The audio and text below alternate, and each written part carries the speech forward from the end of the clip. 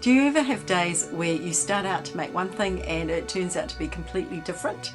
That is what my day was like today. I started out to make you a beautiful daisy stretch bracelet, and it turned into something really dark and moody, which I really love, but not at all what I was planning.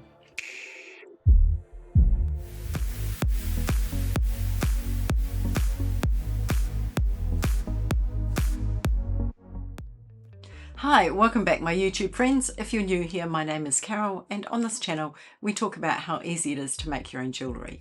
Today's project is super easy and it's a beautiful 3-strand bracelet. Now you know that I love my stretch bracelets, and I also like to stack my stretch bracelets, but today instead of making 3 separate ones, I'm making one triple strand. So join me. I will walk you step by step through the process, and we will talk about everything that you need as well. Now before we start, I have to tell you about this amazing bead board. So this is new in stock and it arrived this week, and I have fallen in love with it. It is a bracelet and anklet bead board, which means that it has all of these circles with their little trenches for you to put your beads in different sizes. So for example, this one here is a 16.5mm or a 6.5 inch. This one is a 7.5 inch or 19mm.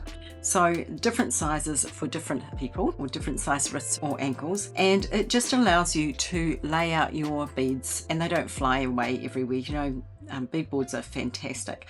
As well as that, it's got some straight lines along the side which are also measured, and some down the side, these sides that aren't measured. So really great invention, and I'm very happy with it. As you can see, I've already laid out my beads. I've used a whole lot of different beads here, lots and lots of variety, and I really wanted that, but they do have one thing in common, almost all of them. They are all quite dark, except of course for these clear ones that I've used here. So rather than me go through the beads individually, I will leave a link in the description box below to all of the beads that I used with the quantity that I used. All right, as well as the beads, I am using some of these little 3-bar spacers. So I'm going to use those to connect my bracelets together. And I also have some stringing elastic. Now I'm going to be using, for demonstration purposes, I'm going to be using some hot pink so that you can see what I'm doing, but you will probably use some clear. Now this is a 0.6mm one, and it's quite a good versatile one. As well as that, I'm going to be using my scissors, and I'm going to be using a bead stopper.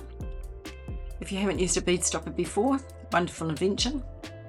And basically it's a spring, and you squeeze it open and you put your stringing material in here and it stops it. It doesn't move, so all of your beads will stay on the string. And I've also got some paper clips, standard old paper clips.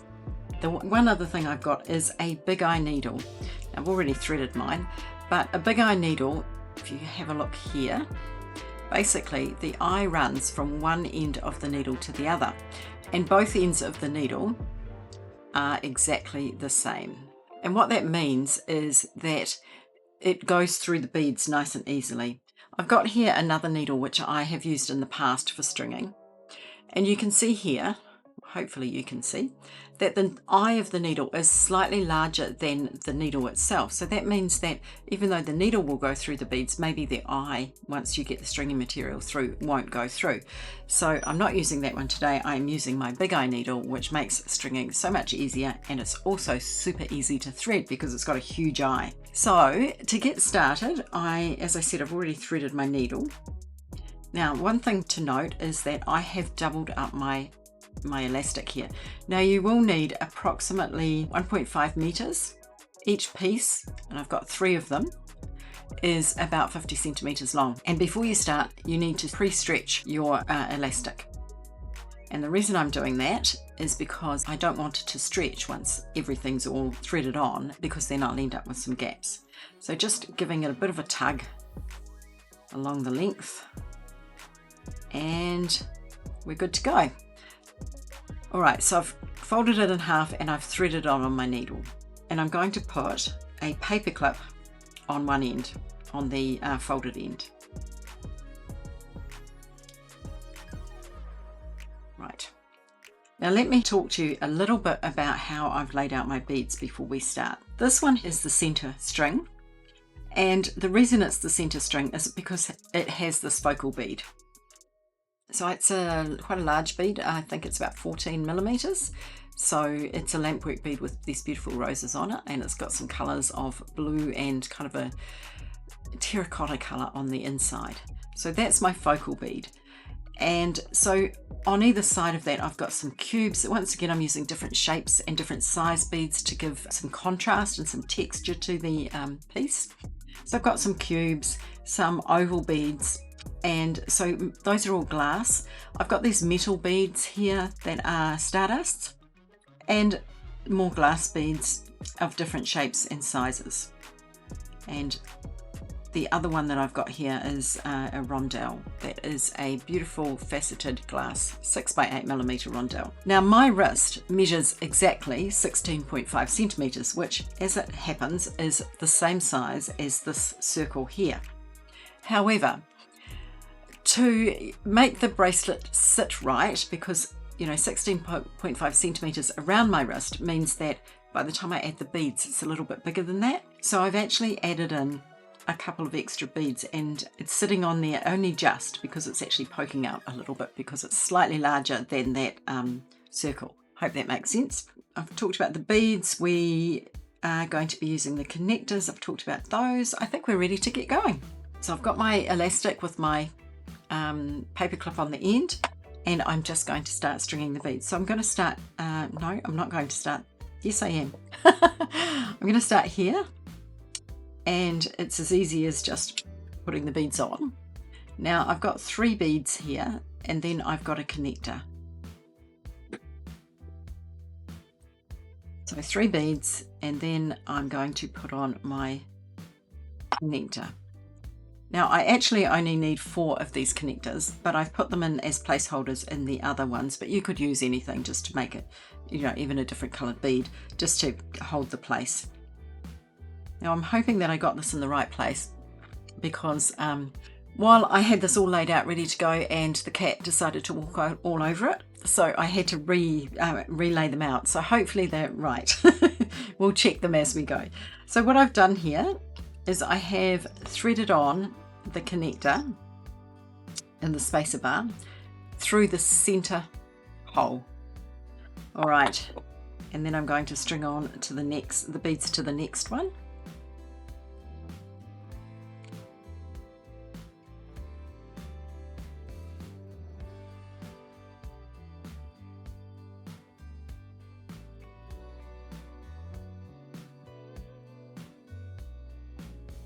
And the same thing with this connector. So I'm just going to carry on around all the way and string all the beads and the connectors on until my strand is finished.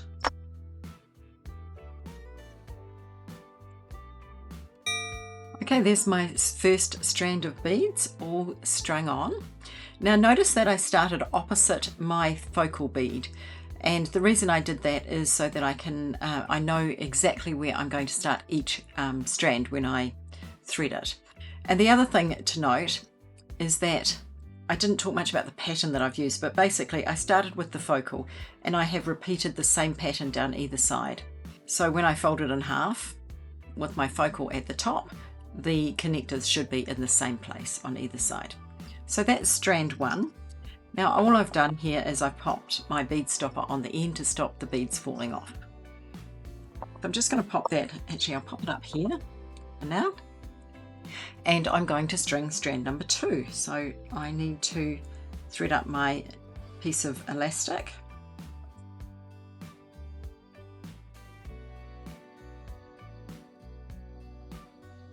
And give it a stretch.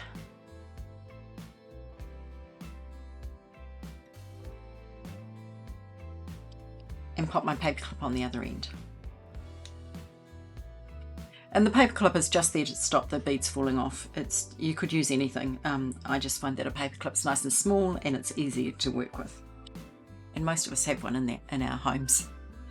All right, so I'm going to string this one next. And when I laid this out, I needed to make sure that, so I've got this big large bead in the center, so I didn't want another large bead next to it. So what I've done is I've put this cube in the center, because then this bead will kind of sit in that alcove there created by the cube and the two ovals. I hope that makes sense. And on this one I've done it with these ovals here. Okay, so now I've got, if I look opposite the cube, I've got 3 beads here, and I'm not sure if I've got the right number, because as I said, the cat stood all over it. So I'm going to start by threading on these beads up to the connector. Now I'm at the connector. Now I'm obviously not going to thread the connector on, because I need to thread it through this one. So I'm just going to pick this one up, bring it down here, and I'm going to test whether or not it's the right length. And I think it's 1 bead too many, but I'm going to test it against this end as well, which I have the same bead, so yes, it's obviously 1 too many. So I'm going to unstring it and take that 1 bead off. Now the other good thing about these beads and this needle is you can just go basically straight back through, and then they just pop off. Right. I'll put that one aside, and I want to start with this one. I think I've lost my train of thought. Right, so that looks better. I need to string it off, obviously, onto the connector now. So I'm going to put my needle through that top hole of the spacer there.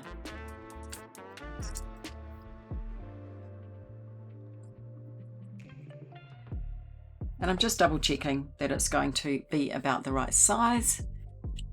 And then I carry on. So leaving the spacer alone, I don't want that one. And just threading on the beads. So now I'm up to my next spacer. And once again, it might be easier if I actually lay this out in here.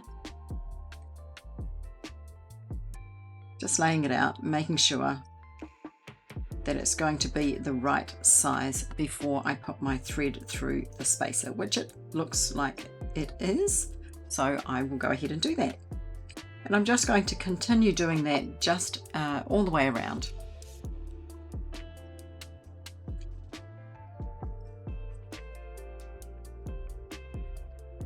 Okay, so I've gotten to this end and I do need that extra bead. For some reason I thought I didn't. I'm not sure why. If I put it there, there's usually a reason for it, but sometimes that happens. And I need a third one, I think, because if I have a look at this end is just slightly short of, the second strand is slightly shorter than the first, and this strand here is slightly shorter than the first. So by adding an extra bead, it will mean that it is the right length. So basically this one, on this end it's slightly shorter, and on this end it's slightly longer. So that means I've got 5 of those in a row, but that's okay. All right, now I'm going to pop my bead stopper, that thread through my bead stopper as well. And we're going to do that all over again. So we're just threading my needle.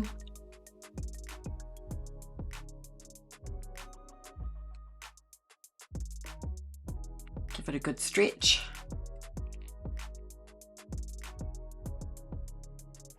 And pop on your paper clip.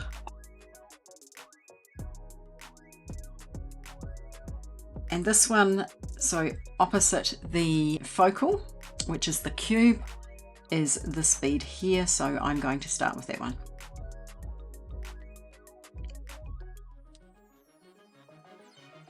And basically we're doing exactly the same thing, we're just putting it on the other side this time. We're just checking. Now it does look too long, but I'm going to leave it because adjust this one on the other end because there's not as much of a pattern to this one. So I'm just going to see how we go. I will thread that one through.